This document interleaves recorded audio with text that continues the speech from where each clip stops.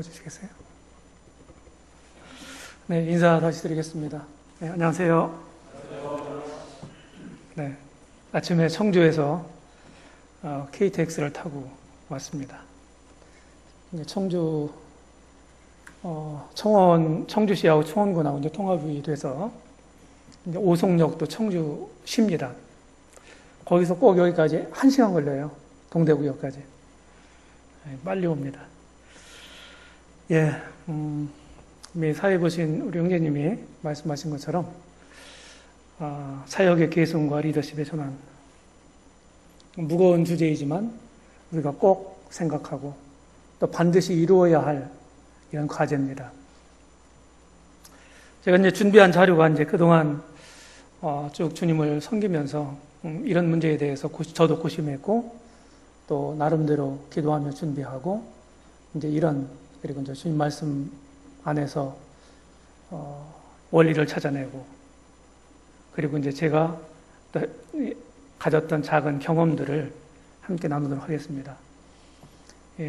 2시간 120분 동안에 제가 준비한 자료를 세세하게 다 설명드릴 수는 없어요. 이제 익히 하시는 말씀들은 그냥 지나가겠습니다. 슬슬 지나가고 제가 좀 무게를 둬서 함께 나누고 싶은 그런 곳에서 좀 설명을 좀 곁들이도록 하겠습니다. 사도행전 저는 제가 이제 서충주에 간 지 올 봄에 4월 달에 만 30년이 됐어요. 쭉 섬기면서 제가 이제 개척한 모임이 아닙니다. 서충주 교회는 이제 제가 갈 때 이미 10년이 된 교회였어요. 그 교회에서 제가 30년 동안 직장을 가지고 혹은 전심으로 주님을 섬겨왔습니다. 그러면서 이제 여러 가지를 제가 이제 경험하기도 하고 기도 가운데서 이렇게 행한 일들이 있는데 이제 그런 것들을 함께 나누도록 하고 제가 섬기는 이런 지역교회가 제대로 좀 성장을 해야 되겠다 하는 생각을 늘 가져왔어요. 그러면서 그러면은 우리 주변에 있는 좀 우리 모델이 될 만한 이런 지역교회들이 없을까? 물론 있습니다. 완벽한 교회는 없지만 우리가 본받을 수 있는 어떤 부분에 있어서 이제 그런 교회들이 있어요. 그런데 이제 시간이 지나면 어떤 어려움에 휘말려서 그런 교회들이 또 어려워지고 흩어지고 이런 모습을 보면서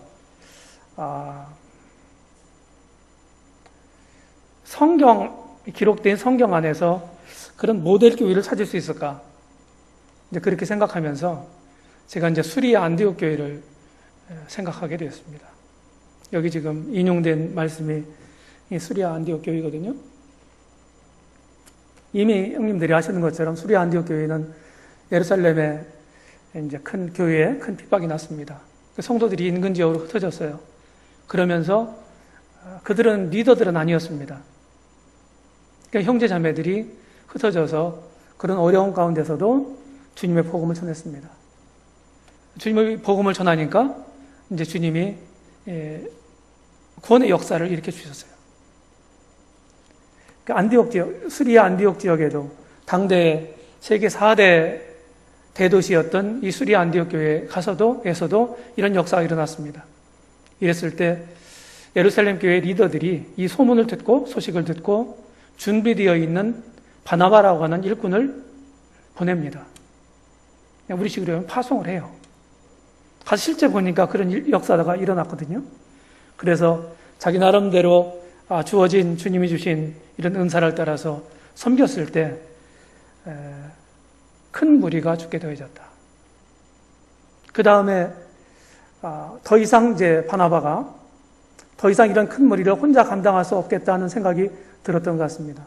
그래서 주님을 만나고 길리기아 다소 고향의 칩거 중에 있는 사울, 나중에 바울이라고 개명하죠.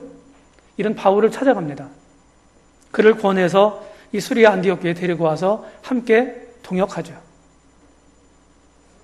그러니까 또 많은 수가 더해지고 세상 사람들로부터 크리스천이다, 그리스도의 사람들이다, 이런 닉네임을 얻습니다. 그 말은 그들이 일꾼들의 가르침을 받은 대로 살았기 때문에 저 사람들은 그리스도인이야, 그리스도의 사람들이야, 이렇게 세상 안 믿는 사람들로부터 별칭을 얻은 것입니다. 시간이 좀 흘렀습니다. 일꾼이 사도행전 13장에 보게 되면은 바나바로부터 시작된 수리 안디옥 교회 리더십이 바울이 더해졌죠. 둘이 동역했습니다. 세월이 더 지났어요. 13장 1절에 보면은 3명의 일꾼들이 더 더해져 5명이 지금 동역하고 있는 모습을 보게 되죠. 네. 이렇게 하면서 점점 리더십은 보강됐고 더 확립돼 갔습니다. 이렇게 열심히 섬기는 가운데서 이제 이방 세계의 선교를 위해서 이 이방인 첫 교회에서 사역하고 있는 바나바와 사울을 하나님이 이방 선교의 특별한 일에 부르십니다. 이 교회는 금식하며 기도했고 분별했고, 그리고 이 교회가 이 두 일꾼을 이방 선교를 위해서 파송합니다. 이것이 이제 사도행전 13장 3절의 말씀이고, 4절 말씀은 3절 하반절에 보게 되면 교회가 안수하여 보내니라 이렇게 되어 있고, 4장 첫 어구가 이 두 사람이 성령의 보내심을 받아. 다시 말해서 교회가 했던 일들이 하나님의 뜻과 부합된 일이었다. 이렇게 해서 이방 선교가 시작된 모습을 보게 돼요. 여기서 우리는 리더십에 대한 중요한 교훈을 얻게 됩니다. 혼자는 안 된다. 바나바와 같은 이런 심정을 우리 모두가 가져야 합니다. 동역자의 필요성, 이런 것들을 절감하면서도 실제로 동역이 잘 되고 있지 않은 이런 우리의 현실을 보게 됩니다. 거기에는 내면적으로 들어가면 여러 가지 문제들이 있어요. 그 다음에 잘 섬기고 있는 사람들을, 일꾼들을 특별한 일회로 부르십니다. 그러면 교회가 그걸 분별하고 파송을 해요. 교회적인 파송이 됩니다. 혼자 본인이 주님 말씀을 받았다고 일을 시작하는 게 아니고 교회가 파송을 했어요.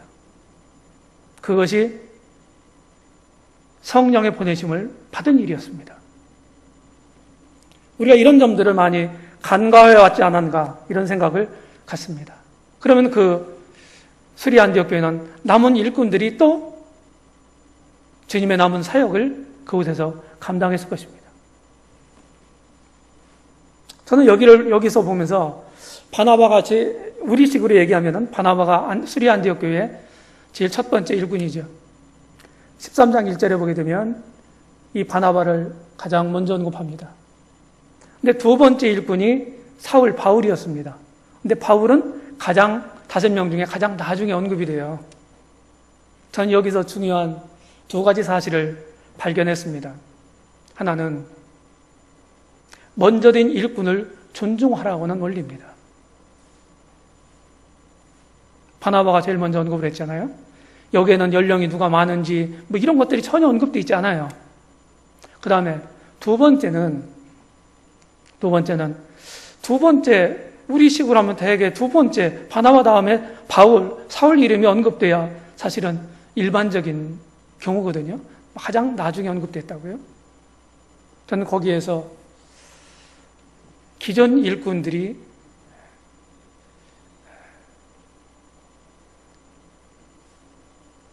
그 리더십을, 자기의 권한을 주장하지 않는다고 하는 거예요. 이런 것들을 제가 이제 발견하게 됐습니다. 이런 시가 있는데, 조지 리들이라고 하는 사람이 쓴 시가 있어요. 저는 이 시를 참 좋아합니다. 한 사람이 중요한 거예요. 다시 말해서 리더들의 마인드가 참 중요하다. 마인드. 리더들이 어떤 생각을 하느냐에 따라서 달라집니다. 하나님이 다 우리 가운데 하신다. 포괄적인 면에서 그렇습니다. 그렇지만 하나님은 사람들을 통해서 역사하시고 일하십니다. 그렇기 때문에 어느 공동체든지 간에 리더의 생각이 굉장히 중요합니다. 그 공동체의 방향을 결정하게 되죠. 자, 영적 질서와 리더십을 잠시 보겠습니다. 전 창세기 1장의 창조 기사에서 이런 원리를 발견했습니다. 6일 동안에 창조하시는데 땅이 혼돈하고 공허했다 그랬습니다.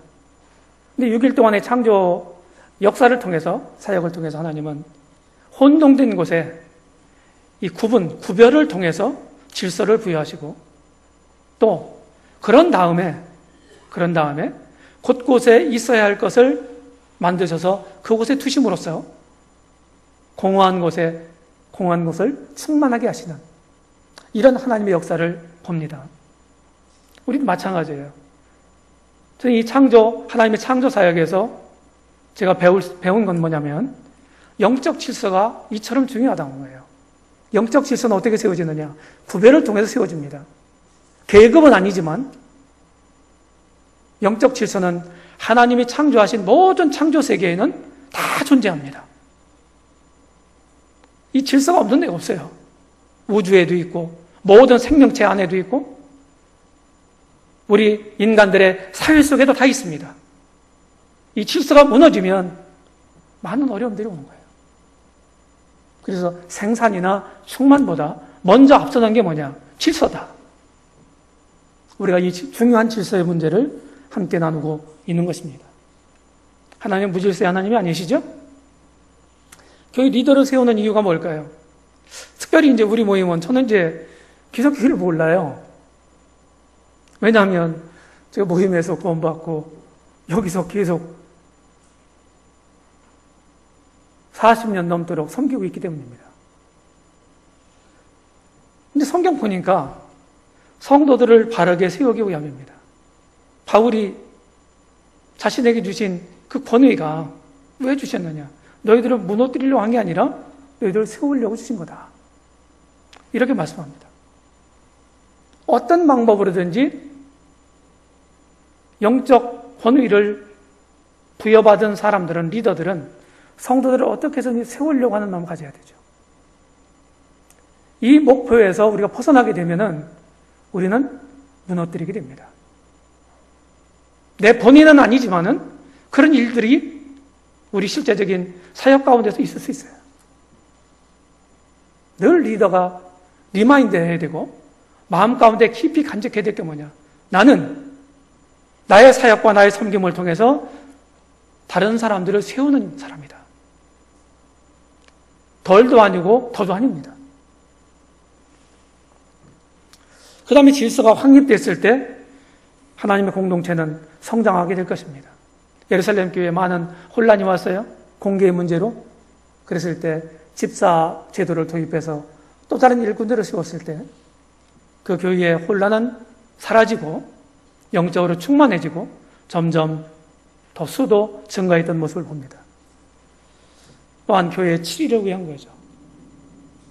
우리 모임 같은 경우는요,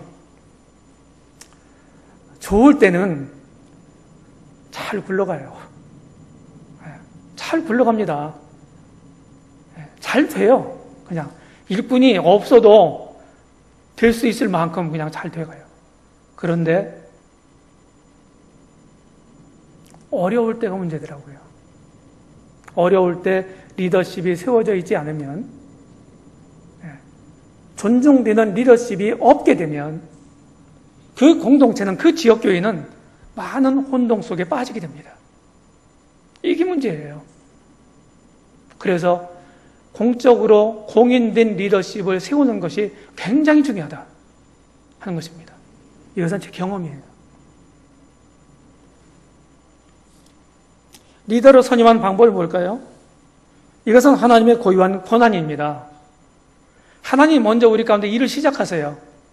그러면 우리는 그 사실을 알아보고 앞선 일꾼들의 안내를 받아서 교회가 추인하는 것입니다. 저는 이게 순서라고 봐요. 이렇게 할 때 그래서 바르게 세워질 수 있다. 영적인 세계에서는요, 민주주의가 아닙니다. 민주주의가 그래도 좋은 장점들을 가지고 있어요. 그렇지만 하나님의 교회 안에 민주식 방법으로 리더들을 세우고 이렇게 하게 되면요, 어려울 수 있어요. 세상하고 똑같은 그런 일들이 하나님의 교회 안에 자행될 수가 있습니다. 꼭 그렇지 않아요.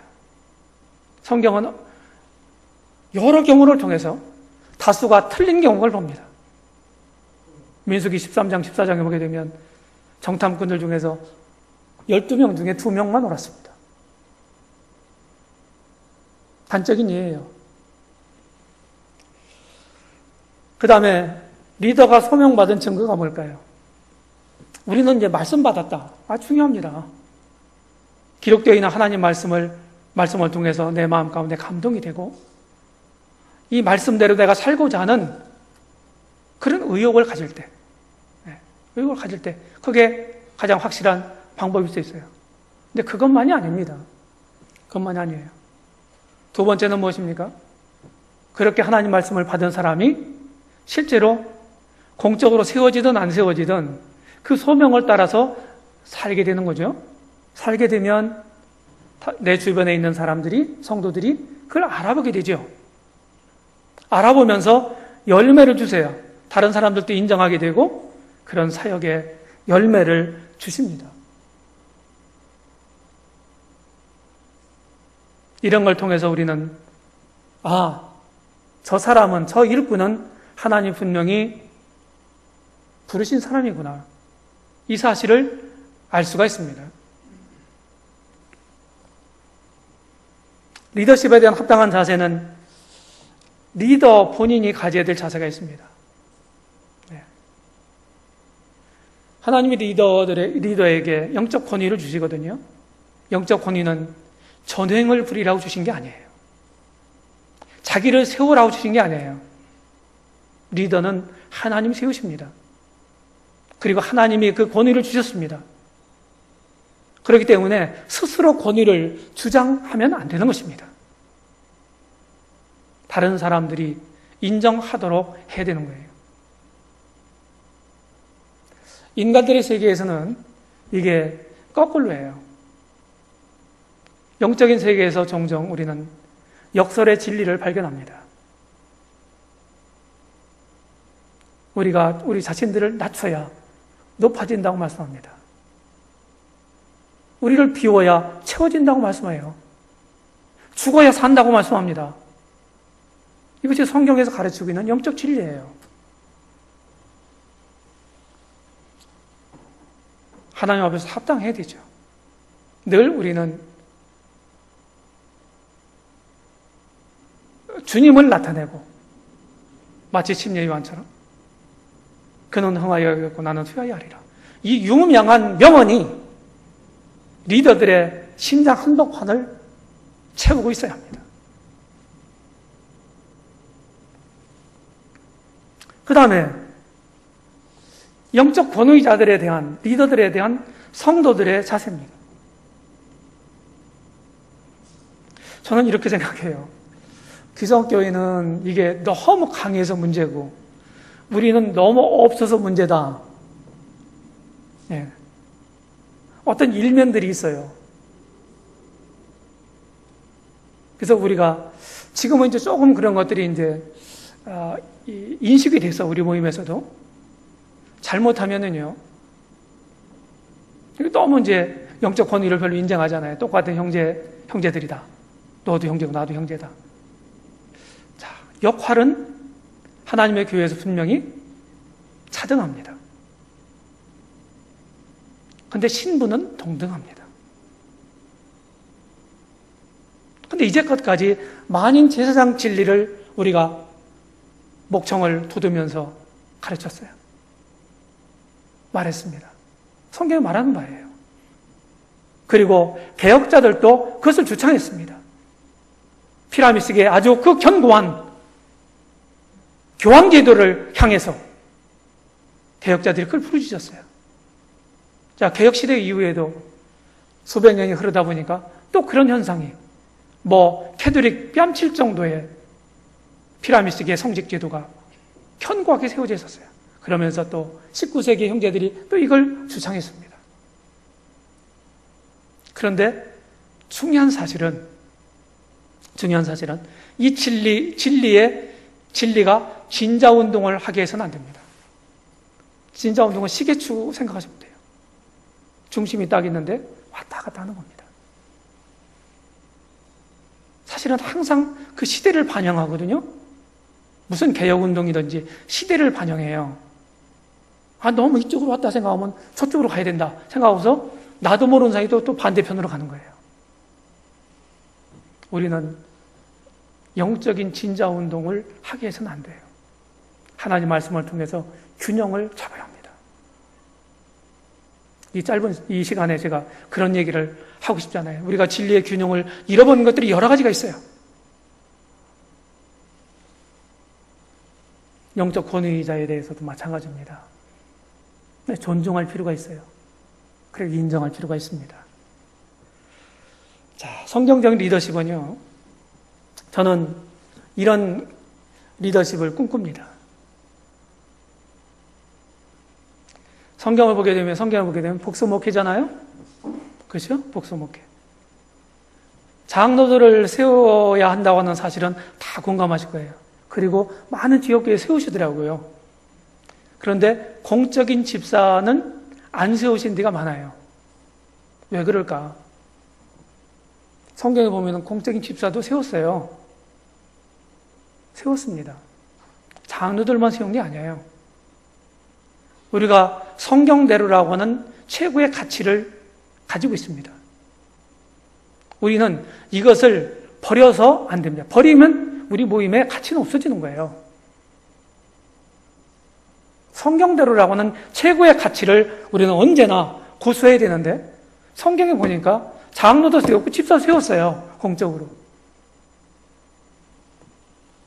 그리고 세워진 이런 리더 그룹들이 아름다운 동역을, 조화로운 동역을 이룹니다. 그리고 일꾼들을 세웠으면 그 사람들만 그냥 수십 년 계속 쭉 가는 게 아닌가, 그 리더십으로. 새로운 일꾼들을 찾고 발탁해야 합니다. 중요한 건 리더들의, 장로들의 명수가 중요한 게 아니에요. 자격이 중요한 거예요. 자질이 중요한 거예요. 우리는 그 사실을 잘 알고 있습니다. 리더의 마인드는 이런 마인드를 가지고 있어야 합니다. 여기 개혁적 마인드라고 제가 말씀드렸는데, 개혁은 뭡니까?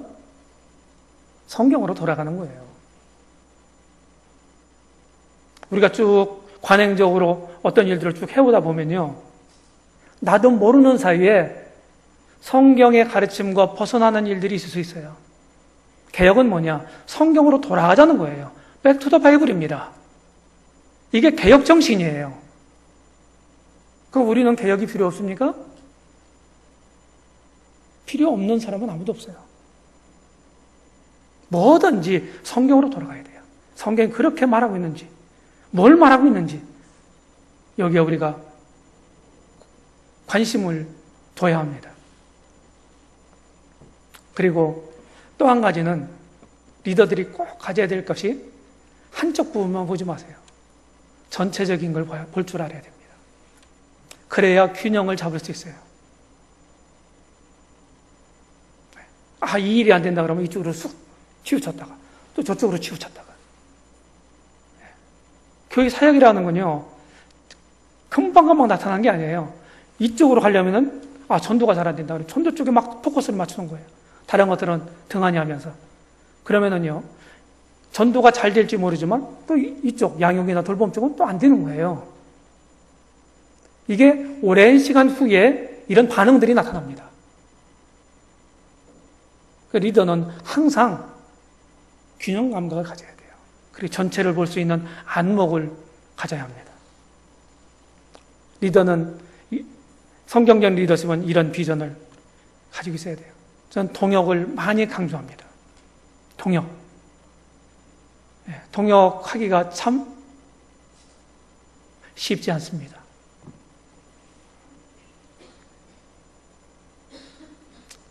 우리는요, 어떤 일을 내가 너무 힘이 붙이다, 그런 일을 다른 사람들에게 위임은 잘 해줄 수 있어요. 그런데 권세의 고삐는 놓으려고 하지 않습니다. 이게 죄성을 가지고 있는 인간의 속성이에요. 근데 그것마저도 무의미해합니다. 그게 진정한 리더십의 전환이에요. 그것이 리더십의 우임입니다. 그래서 현재 리더의 책무가 무엇입니까? 섬기는 리더십.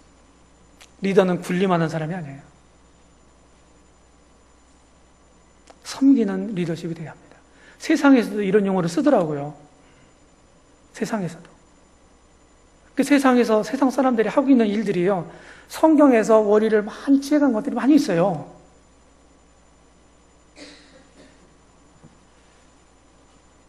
어떻게 하면 저 사람이 영적으로 잘 되게 할까? 여기 초점이 맞춰져 있어야 되는 거죠. 그 다음에 두 번째는, 여기 계신 우리 형제님들은 현재 리더들이시기 때문에 잘 마음에 좀 담아두시면 좋을 것 같습니다. 그리고 분명한 비전을 향해서 전진해야 합니다. 리더는요, 회중을 안내하는 사람이에요. 인도하는 사람이라고. 리드하는 사람이에요. 어디로 리드할 거예요? 어디로 안내할 겁니까? 갈 목표가 있어야 되는 거죠. 목표도 없으면 안 되는 거예요. 목표가 없으면. 그 목표는 단기적인 목표가 있을 수 있고 중장기적인 목표가 있을 수 있습니다. 하나님이 다 알아서 하시겠지. 주님이 알아서 하시겠지. 이 말이 틀린 말이 아니지만 리더로서 이 말보다 더 무책임한 말은 없다.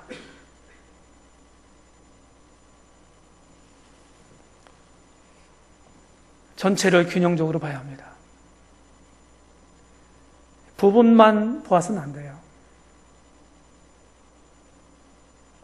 잘 된다고 하는 지역교회들이 어떤 일로 인해서 허물어집니다. 어떤 결과가 생겼다고 하는 것은 분명히 그 결과에 대한 원인이 있다는 얘기예요. 원인 없는 결과는 존재할 수 없습니다. 왜 잘 되는 교회가 한순간에 허물어집니까? 거기에는 분명히 이유가 있고 원인이 있어요. 그 내면 깊숙이 들어가면요, 항상 리더십의 문제입니다. 리더십. 그래서 리더십이 중요한 것입니다. 한국에 200여 개 되는 지역 모임들이 있어요. 각자 다 다릅니다. 사정이 다 달라요. 그럼에도 불구하고 똑같은 하나님 말씀을 가지고 있습니다. 이 말씀에서 가르치고 있는 그런 가르침을 우리 지역교회 사정에 맞도록 적용하는 것입니다.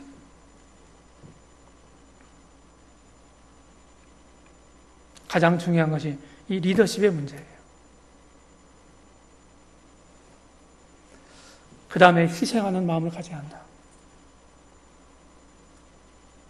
사람들의 인정을 받는 것을 목적한다면, 사람들이 알아주고, 사람들이 박수 쳐주고, 칭찬해주고, 인기를 구하고,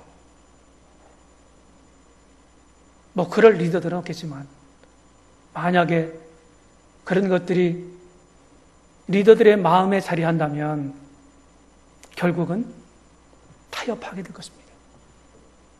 사람들의 비율을 맞추기 시작하죠. 하나님의 뜻을 실행하는 게 아니라 사람들의 뜻을 만족시키려고 하는 거죠.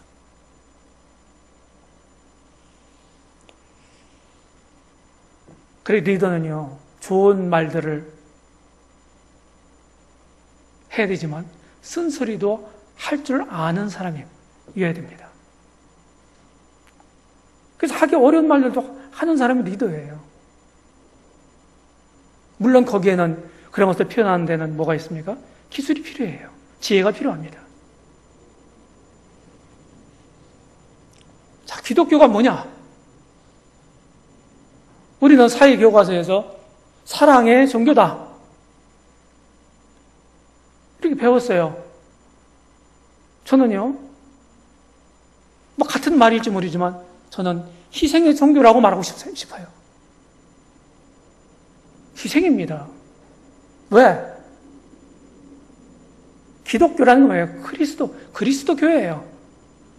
예수 그리스도를 머리로 믿는 이런 신앙이 뭡니까? 사람들이 기독교라고 그래요. 그분이 우리를 위해서 희생하셨어요. 희생입니다. 우리 주님이 그 길을 앞서가셨어요.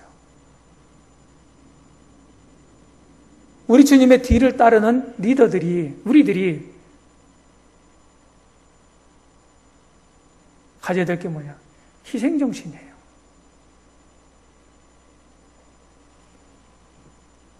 우리 모임이 이제 반세기를 훌쩍 지나서 60년이 다 지금 70년이 되어가죠? 60년이 다 돼갑니다. 60년. 참 어려운 시절이 시작됐습니다.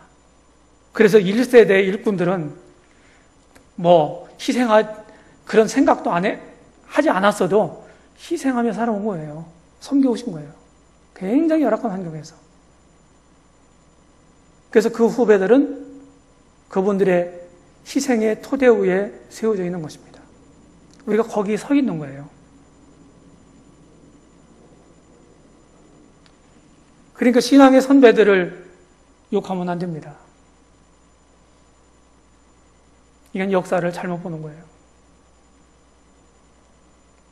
개인이나 교회나 모든 인간 사이에는요, 공과가 있어요. 완벽하지 않습니다. 우리에게 과거가 있어요. 역사가 있습니다. 우리의 그 역사, 우리가 가지고 있는 그 과거는요, 현재의 토대입니다.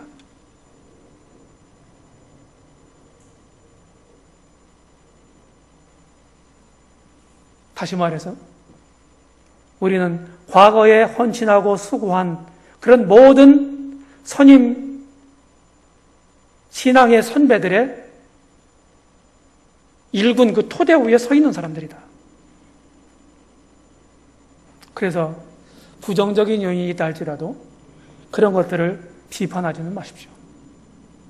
그것을 경계로, 거울로, 교훈으로 삼을 필요는 있겠습니다.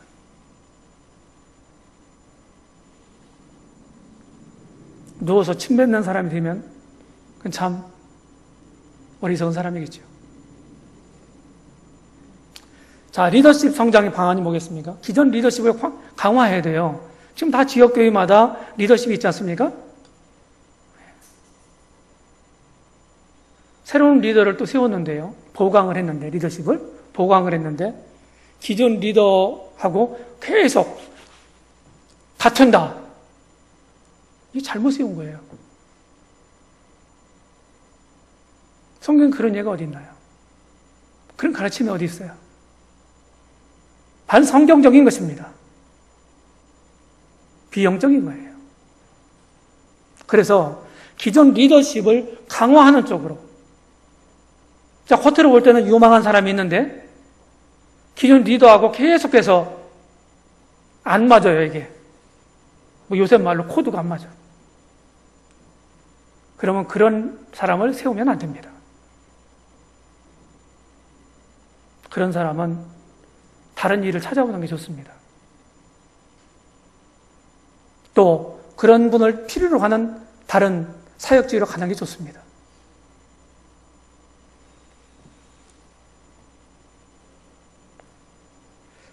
세워진 리더들이 잘 동역해야 돼요. 마치 오케스트라처럼 많은 악기들이 동원돼서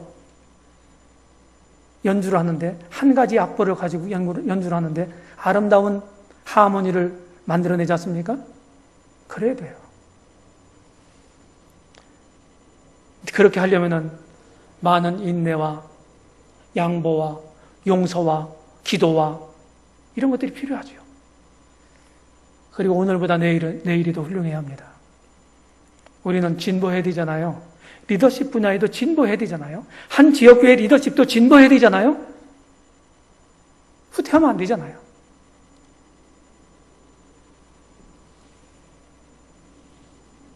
제가 이제 이런 얘기들 해요. 저희 교회에서도.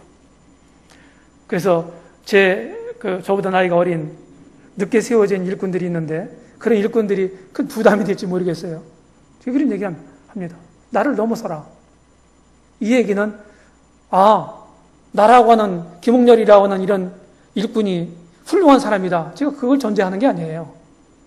왜? 이런 걸 생각하기 때문입니다. 서천교회의 리더십이 성장하려면 나보다 더 훌륭한 사람들이 돼야 되잖아요. 저보다. 그런 취지에서 얘기하는 것입니다. 나를 밟고 가라. 리더들이 계속 성장해야 합니다. 현재에 만족해서는 안 돼요. 자, 일꾼들이 되기를 열망하는 사람들이 있습니다. 그것이 두 가지 면에서 있을 수 있어요. 성경적으로 누구든지 감독의 일을 사모하는 자는 선한 일을 원하는 자는 선한 일을 사모한다 하미로다 그랬어요. 주님이 주신 그런 마음이죠. 아니면 육신적인 생각입니다. 어떤 권세로 생각하고 그것을 권세로 생각하고 그 자리를 탐하는 것입니다. 그런 분들이 리더로 세워지게 되면요, 자기가 원하는 자리를 얻었잖아요. 그러면은 섬기려고 하는 게 아니라 군림합니다. 도움이 되는 게 아니라 폐해가 됩니다. 저는요, 그 사람이 능력이 있고, 이거는 두 번째 일이라고 생각해요. 가장 첫째 손가락에 꼽을 게 뭐냐? 그 사람 됨됨이가 뭐냐 이거예요. 성경 그래서 일꾼의 인격을 강조합니다. 조금 이따 보시겠습니다. 참 인격적인 요인이 거의 대부분이에요. 사람이 중요한 거예요, 사람이. 언제나 열린 문을 열어놔야 돼요. 한 지역교회에서 10년, 20년씩 똑같은 리더십을 가지고 계속 유지해 간다면요, 젊은 사람들은 아마 숨 쉴 틈이 없을 거예요. 항상 문을 열어놔야 돼요. 언제든지 주님 앞에서 준비가 되고 그럴 만한 자질이 있으면 나에게도 그렇게 섬길 수 있는, 특별하게 섬길 수 있는 기회가 주어진다 하는 그런 오픈 마인드가, 열린 문이 존재해야 되는 거예요. 우리는 100명이니까, 성도수가 100명이니까 장로가 2명이면 돼. 이렇게 생각한다든지, 그게 성경에 어디 있어요? 있으면 성경적 근거를 한번 대보십시오. 영위하지 말고, 어떤 분들은 오병이어에 거기서 50명씩 앉았다고 해가지고서 50명당 1명 리더다, 이렇게 생각하시는 분들이 있더라고요. 그게 그런 의미인가요? 감독의 자질을 빨리 보겠습니다. 주님이 사도들을 부르시는 이런 장면을 보게 되면요, 여기 보시면 보시고 부르시니, 주님은 일꾼을 부르실 때 그 사람이 처해 있는 현실의 환경에서 어떻게 하고 있나를 보시는 거예요. 그걸 보시고 부르시는 겁니다. 그러면 주님이 부르셨을 때 뭐였습니까? 여기 세베대의 아들들 야고보와 요한이 나오는데요, 자기 생업, 그것을 버려두고 주님을 따르지 않습니까? 그게 리더예요. 주님의 부르심을 받을 때 변명하지 않고 바로 순종하는 사람이죠.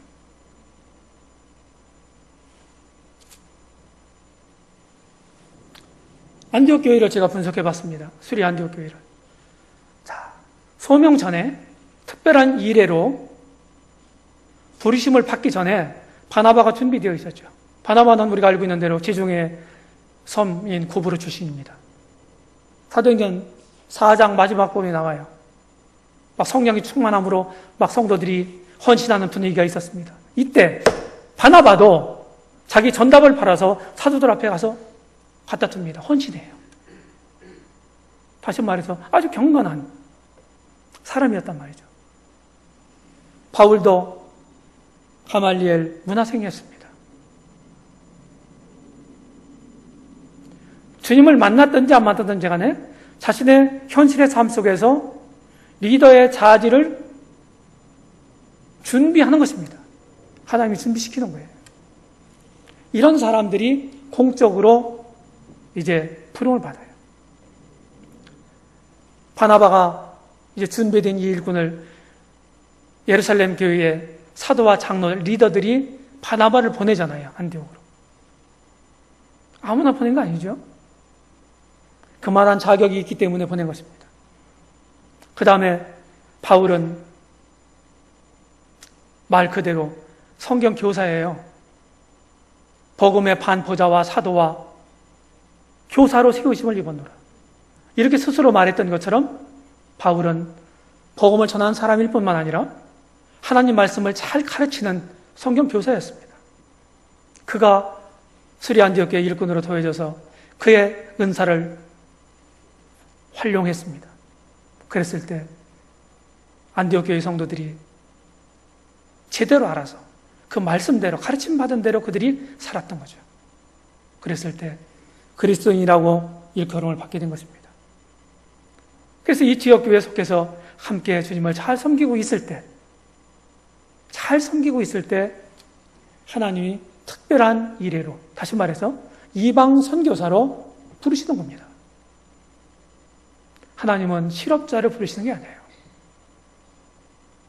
지역 교회에서 제대로 함께 잘 섬기고 있지 않은 사람이 그냥 언저리를 빙빙 돌고 있는 사람을 하나님이 귀중한 일의 일꾼으로 부르시는 게 아닙니다. 성경 그런 예들이 없어요. 구약 성경을 보나 신약 성경을 보나 열심히 주어진 환경에서 최선을 다하면서 섬기고 있을 때 특별한 이례로 이 일에 하나님 부르시는 겁니다. 그러면서 교회가 이미 검증이 됐잖아요. 일꾼들이. 바나바 사울이라는 사람이 그들의 섬김을 통해서 이미 수리아 안디옥 교회가 크게 도움을 받았고 성장했고 그의 은사와 이런 것들이 전부 검증됐잖아요. 그들을 부르시는 음성을 듣고서 또 그들이 금식하며 기도하잖아요. 그리고 교회가 파송합니다. 본인들이 말씀 받았다고 나간 게 아니에요. 우리 한국교회가 그동안 이런 점에 굉장히 간과해 왔다는 거예요.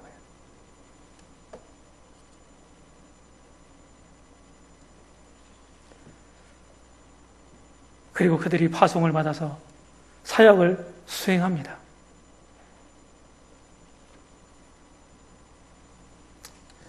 자, 분석을 해보니까 일꾼에게요 새로운 사역지가 생깁니다. 수리 안디옥 교회에 믿는 사람들이 생겼잖아요. 그게 돌볼 필요가 있는 거예요. 저는 바나바는 바로 요셉이라고 하는 본명을 가진 사람인데 바나바는 위로자, 격려자 그런 사람이에요. 이름 자체가. 아마 은사가 그래서 그런 닉네임이 붙었지 않나 하는 생각이 듭니다. 그 은사대로 숨겼던 거죠. 그래서 저는 그냥 우리가 쉽게 이해하는 말로 그냥 목양하는 은사가 아닌가, 바나바는. 바울은 복음 전도자였고 아울러 성경 교사였어요. 그 일꾼이 더해져가지고 같이 통역을 이뤘을 때 이 교회가 잘 됐습니다. 새로운 일감이 생겼고 교회가 준비된 일꾼을 파송했고 그리고 파송받은 일꾼이 능력과 사역을 합니다. 사역이 성장하니까 진보를 이루니까 동역자 필요성을 느낀 거예요. 바나바가. 그래서 동역자를 구하지 않습니까? 제가 실제로 이제 우리 가봤어요. 터키를 가봤어요. 수리아 안디옥도 가보고 또 길리기아 다소도 가봤습니다. 차로 이동하면은 뭐 그렇게 멀지 않아요.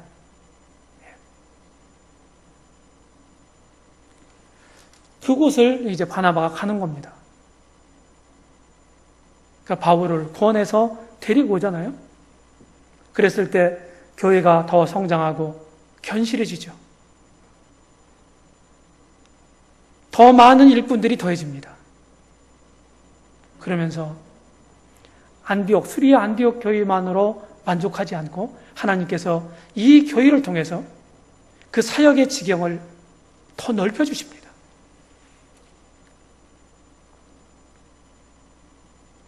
이렇게 된 가장 그 중심에는 뭐가 있었습니까? 수리아 안디옥 교회에 리더십이 있었던 거예요. 리더십. 이 건강한 리더십이 있었던 거예요.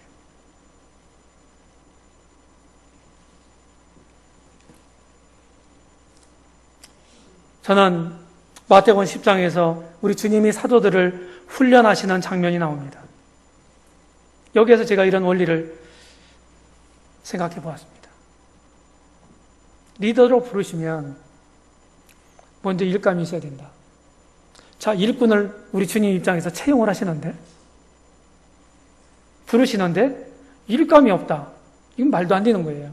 다시 말하면 사역지가 분명해야 된다는 거예요. 일꾼에게는 사역지가. 그 다음에 고치는 권능을 주신다 하는 말씀을 통해서 그 일을 주님이 그런 일로 부르셨다면 그 일을 감당할 수 있는 능력을 주실 거다. 그렇죠? 말씀도 주실 거예요. 그리고 생활에 필요한 필요도 주실 것입니다. 또 그 일을 잘 수행할 수 있도록 지혜도 주실 것입니다. 섬기다 보면 어려움도 오죠? 그런 어려움이 올 때 우리 주님이 보호도 해주실 것입니다.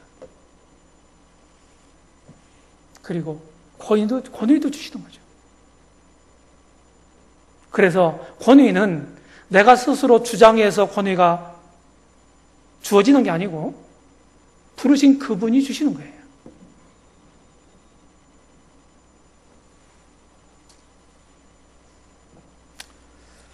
우리는 리더의 자격, 자질을 디모데전서 3장과 디도서 1장에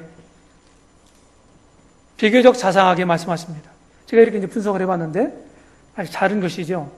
그 한 화면에 다 넣기 위해서 이렇게 이제 제가 만들어 봤는데 중복되는 부분은 이렇게 똑같이 이렇게 양쪽에 다 기록이 됐습니다. 자, 디모데전서에는 16가지가 나옵니다. 디도서 1장에는 15가지가 나오더라고요. 그런데 여기 보면은 제가 3가지로 구분을 해봤습니다. 개인적인 자질, 가정적인 자질, 사회적인 자질이에요. 자, 디모데전서 3장에서 16가지 일꾼의 리더의 자질 중에 개인적인 자질이 12가지예요. 12가지면 75%입니다. 절대적이죠? 그 다음에 디도서에서는요 15가지 중에 13가지입니다. 더 프로테지가 많습니다.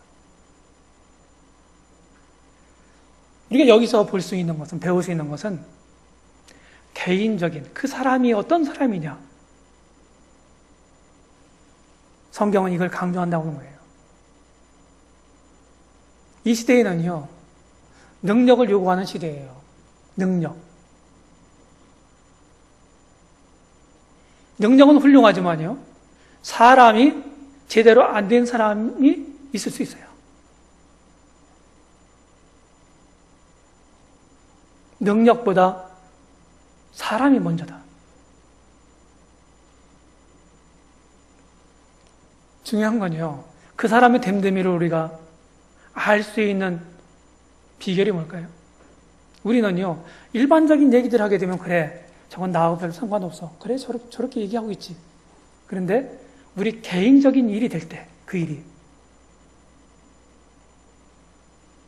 그런 부정적인 일이 나에게 미쳤을 때, 거기에 대한 나의 반응이 뭐냐 이거예요. 그게 나의 됨됨입니다. 내가 굉장히 훌륭한 사람 같죠? 우리가 스스로 생각할 때 굉장히 고상하고, 그런데 개인적인 어떤 일이 딱 왔을 때요, 우리는 별 수 없는 사람이다. 그 사실을 실감합니다. 나 훌륭한 사람이 아니에요. 중요한 게 뭐냐? 우리가 이제 주님을 섬기는 과정에서 긍정적인 것들도 있고 좋은 것들도 있어요. 그런데 그것만 있나요? 손바닥에 손등이 있는 것처럼 어두운 면도 있는 거예요. 어려운 면도 있어요. 그럴 때 우리가 어떻게 그것을 넘어가느냐? 어떻게 그것을 받느냐? 이것이 나의 됨됨이를 재는 척도가 된다는 것이죠.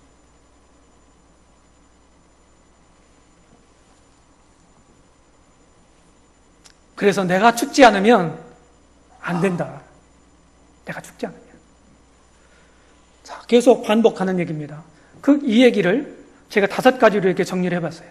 개인적인 인격, 가정적인 간증, 교회적인 소질, 신앙적인 경륜, 사회적인 오병. 저희도 이제 리더십을 여러 번 이렇게 보강을 했습니다. 그러면서 최근 들어서는 일꾼 그 사람도, 그 개인도 참 중요하지만 그를 통역하는 그 아내도 참 중요하다. 이런 사실에 사실은 절감합니다.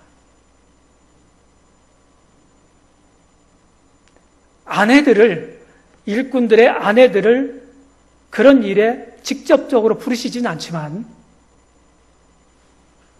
한몸 된 그 남편을 그런 특별한 일회로 부르신 주님께서는 그 아내들도 그 일꾼의 버금가는 그런 자질을 갖추어야 된다고 성경은 말하고 있는 겁니다.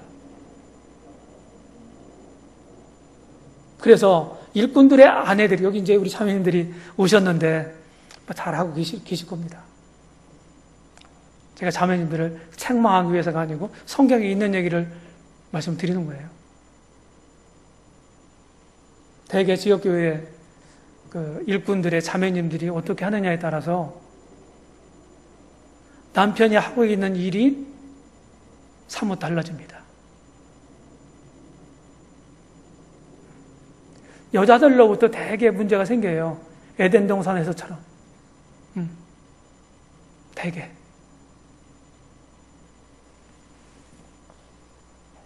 이걸 또 다른 말로 제가 이렇게 정리를 해보면 하나님의 분명한 소명이 있어야 돼요, 일꾼은요. 그리고 주님을 닮은 인격이 있어야 됩니다.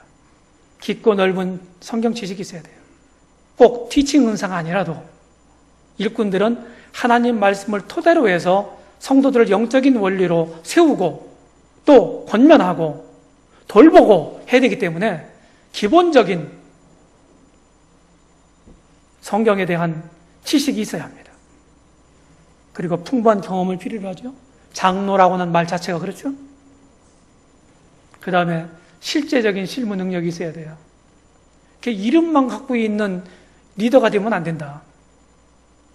실제로 일을 해야 된다는 거예요. 실제로 일을 해야 된다. 그래서 내가 실제로 일을 잘 감당하지 못할 때는 어떻게 해야 돼요? 그것을 벗어야 합니다. 자, 다른 면에서 또 이렇게 정리를 했습니다. 인격과 태도, 신실함과 간증. 예, 간증은 누가 만들어주나요? 내가 만드는 겁니다. 그 순간순간마다, 때마다, 일마다 내가 어떻게 반응하고 무엇을 선택하느냐, 이거에 따라서 우리 각자의 간증은 만들어지는 것입니다. 내 역사를 어느 누구도 써주지 않아요. 내가 써가는 것입니다.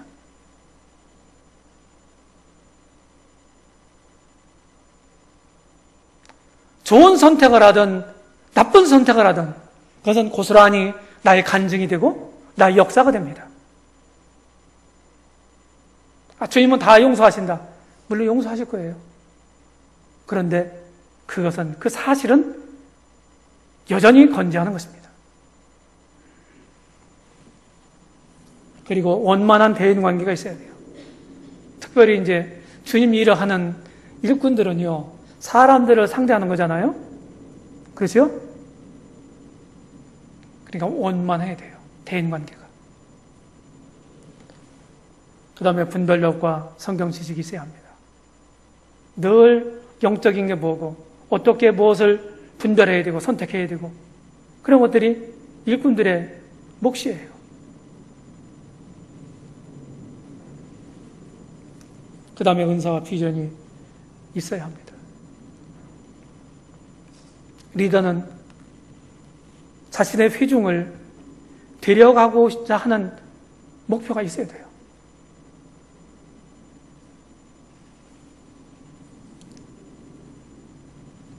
자, 핸드릭스라고 하는 학자가 이렇게 얘기를 했습니다. 10가지를. 일꾼의 자질을 이렇게. 여기를. 제가요, 다른 용어로 이렇게 또 정리를 해봤습니다. 네. 자, 리더는 순수해야 돼요. 순수. 이해 타산적이면 안 됩니다.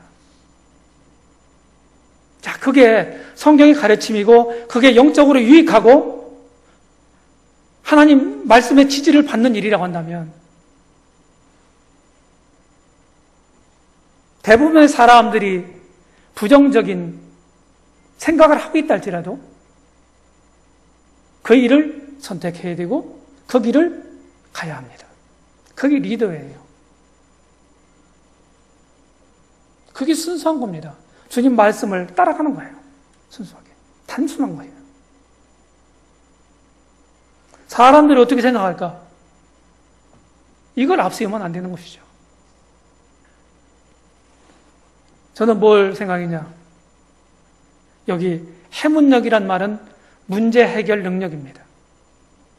늘 문제가 일어나지요. 지역교회에도 어디에도 문제 일어나요. 그런 문제들을 영적인 원리로 해결할 수 있는 능력을 가리키는 거예요. 그 다음에 또 하나는 저항력입니다. 박수 한번 받아오셨나요? 우리 형제님들 어떠세요? 지금까지 쭉 주님 여러분들 교회를 섬겨오시면서 찬사만 받으시고 박수만 받으셨어요? 그렇지 않잖아요. 사실과 다른 헛된 소문에 의해서 계속해서 비난도 받기도 하고 정죄받기도 하고 많은 곤란에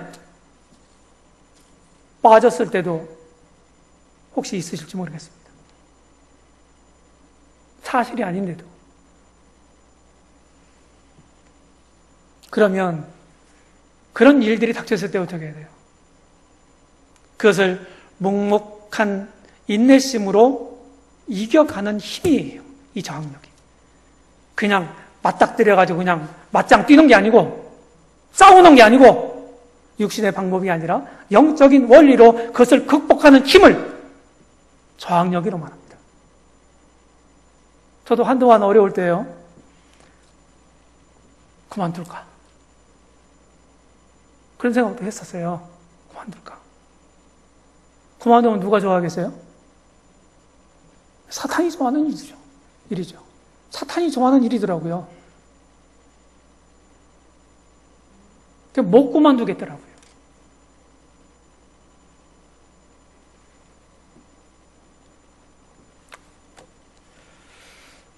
이런 것들이 사실은 리더에게는. 그래서 리더는 하나님 의지하고 하나님이 주신 그 소명을 따라서 가는 사람이지, 환경이나 조건이나 이런 것들을 보면서 흔들흔들하는 사람이 아니다 이 말이에요. 이랬다 저랬다 하는 사람이 아니다 이 말이죠.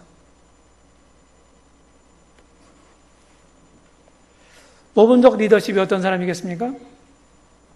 20분까지 맞아요? 네. 자, 모험적인 리더십. 뭐 세 가지만 제가 압축해서 한번 보겠습니다. 첫 번째, 이 말씀드린 것처럼 희생하는 리더십입니다.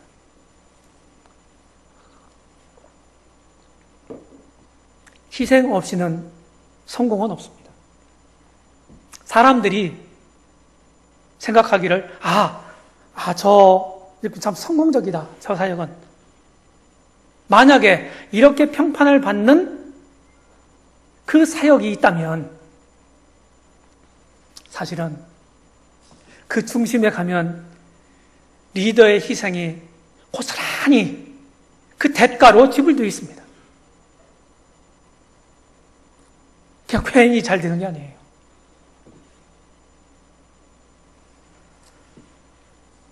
여기 성경에 많은 우인들이 나오죠. 이들이 아주 소중한 것들을 포기합니다. 포기했을 때 또 다른 것들이 주어지는 거예요. 비워질 때 채워지는 것입니다.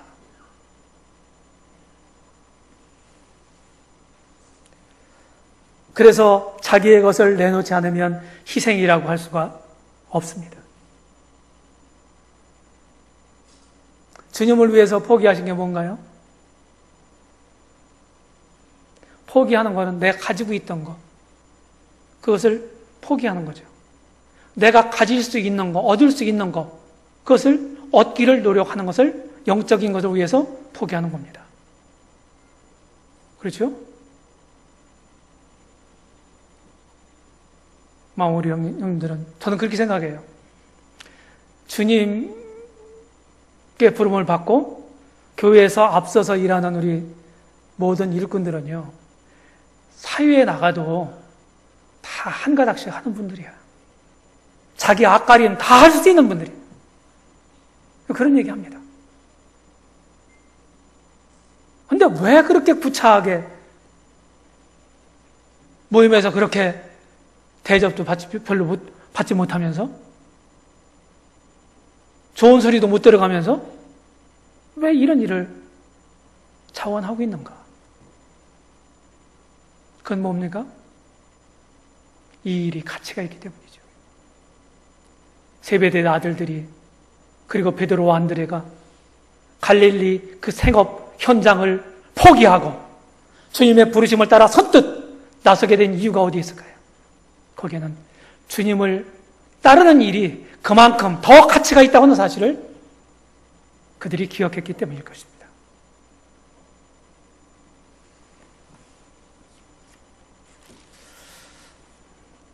뛰어난 리더는 희생의 가치를 압니다. 빌립보서 3장에 보게 되면 사도 바울의 간증이 나와요. 육신적으로 자랑할 만한 것들을 쭉 열거합니다. 그렇죠? 아주 훌륭합니다. 어느 모로 보나 어떤 사람에게 뒤처지지 않아요. 그럼에도 불구하고 그런 것들을 다 배설물로 여겼다. 이유가 뭡니까? 더 가치 있는 것을 얻기 위해서입니다.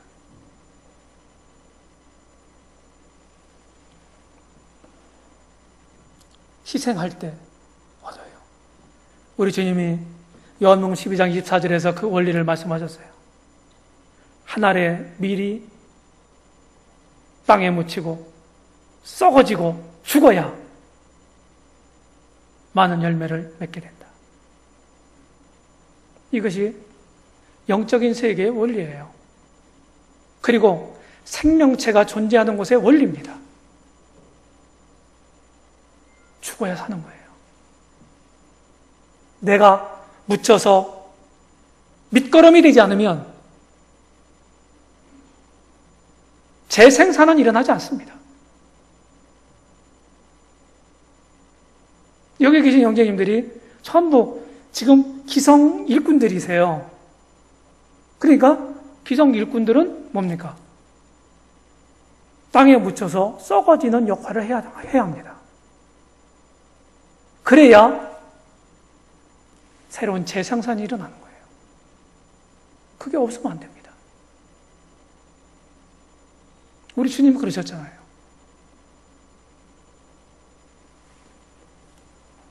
그 다음에 두 번째는 도와주는 리더십입니다. 도와주는 리더십.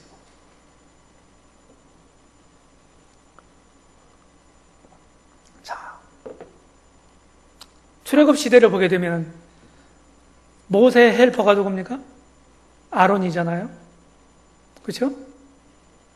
비록 육신적으로는 형이었지만 질서상으로는 모세가 먼저입니다. 그런데 바로 앞에 갈 때부터 아론은 모세의 조력자였습니다. 이 조력한다, 돕는다. 우리 이런 말들을 많이 쓰는데 이 돕는 사람들이 어떤 사람들이에요? 힘이 없는 사람들인가요? 좀 못한 사람들인가요? 그렇지 않아요. 내가 도울 거리가 없으면, 내가 강하고 갖고 있지 않으면 다른 사람을 진정으로 도울 수 없습니다. 자, 못 사는 저 북한이나 아프리카나 이런 나라들을 돕는 나라들이 어떤 나라예요? 잘 사는 나라들이에요. 그렇잖아요? 그럼 우리가 사역 현장에서 다른 사람을 돕는다 하는 말이 그 도움을 받는 사람보다 못하다는 얘기는 아니잖아요. 그 말이. 자, 모세 헬퍼가 아론이었어요. 아론이 광야에 죽었습니다. 자, 모세도 이제 떠날 날이 가까웠어요. 모세는 누구를 또 돕습니까? 여호수아를 돕잖아요. 맞죠? 그러니까 항상 내가 도움을 받는 사람 입장에만 있는 게 아니고 어떤 때는 도움을 받는 사람 입장에서, 어떤 때는 도움을 주는 입장에서 설 때가 있다 이 말이죠. 고정되어 있는 게 아니에요. 여호수아의 헬퍼는 갈렙입니다. 예, 갈렙이 왜 나를 안 부르시고 여호수아를 세웠나? 모세 후계자로? 그리 불평불만할 수 있어요? 그렇죠? 근데 갈렙은 그렇게 하지 않았습니다. 다윗의 헬퍼가 요나단입니다. 네. 또 주님의 헬퍼는 누굽니까? 침례 요한이었습니다.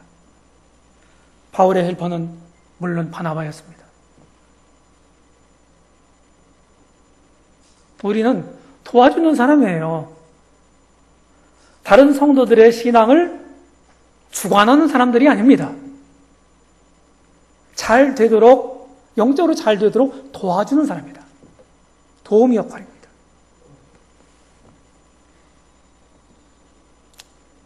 그 다음에 존경받는 리더십. 자주 희생하면서 다른 사람들 잘 도우면서 세우면 도움을 받은 그 사람들이 고마움을 느끼겠죠.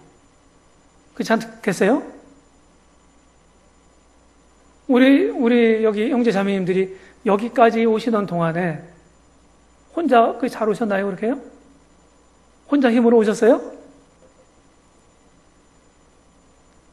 아마도 틀림없이 우리 모두의 신앙생활의 여정에서 우리를 도운 도우미들이 있을 것입니다. 그분들의 기도와 섬김과 희생이 있었기 때문에 오늘 내가 존재할 수가 있는 것입니다. 섬기다 보면요, 섬기면 이제 섬김을 받은 사람들이 알아요, 그거를. 그럼 어떻게 됩니까? 존경하게 되잖아요.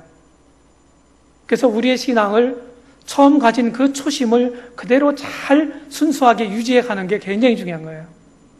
사람들이요, 처음에 참 없고 내가 주장할 만한 게 없고 이룰 만한 업적도 없고 이럴 때는요 다 겸손하죠. 그런데 내가 뭔가를 이루었다, 내가 좀 사역의 연륜이나 신앙의 연륜이 좀 쌓여졌다. 사람들이 알아줄 만한 뭐가 있다. 이렇게 생각하는 순간에 교만이 살구머니 내 마음의 중심에서 이 똥아리를 틀고 있는, 꽈리를 틀고 있던 그 교만이 고개를 치켜 세우기 시작하죠. 그게 문제인 거예요.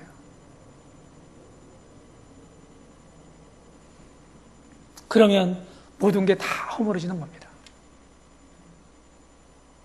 끝까지 그 순수한 마음을 가지고 가는 게 굉장히 중요한 거예요. 이렇게 해서 사실은 존경을 받을 때요, 리더십은 힘을 받게 됩니다.